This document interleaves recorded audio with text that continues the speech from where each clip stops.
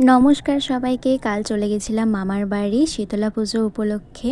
টিউশনি করিয়ে এসেই যা হোক তা হোক করে রেডি হয়ে চলে গেছিলাম মা আর আমি। গিয়েই দেখি সেখানে গিয়ে ডন্ডি কাটা শুরু হয়ে গেছে। মিনিমাম ২ বছর পরে আমরা গেছি, কারণ আমাদের বাড়ির সামনে মা কালী পুজো আর ওখানে শীতলা পুজো দুটো একসাথে পড়ে, সেই কারণে আর যাওয়া হয়ে ওঠে না।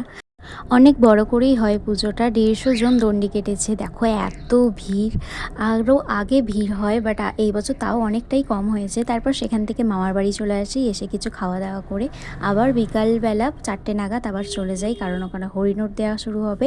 হরিনোটের সময় তো এইসব অবস্থা। তারপর এতগুলো বাতাসা কুড়িয়েছি আমি, দিদা, মা, মামি, ২ ভাই বোন, এত বাতাসা কুড়িয়েছি। এখনও একটা ব্যাগ ছিল বাট দেখাইনি, প্রচুর বাতাসা ছড়ানো হয়। ভাই এসে বলল, "এই দিদি তুই ভিডিও করছিস, আমাকে একটু নে।" তাই নিয়েছিলাম। তারপর এই যে আমাদের মা, ভিড়ের কারণে আমি দেখাতে পারিনি, সামনে থেকেও দেখাতে পারিনি, দূর থেকেই তাই দেখিয়েছি।